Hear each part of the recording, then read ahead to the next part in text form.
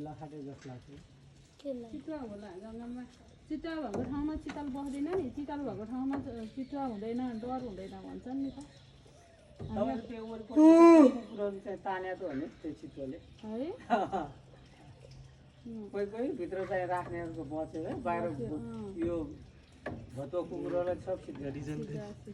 reason पनि खाना नि पर्यो नि त अब कुकुर कुकुर र बिरालो त बाघले त देखिसक्नु अब बिरालाको त गु पनि छोड्दिन भनेर बिरालाले पुर्यायो अरे भन्छन् उबेलाएर बुढापाकाले अब कुकुर पनि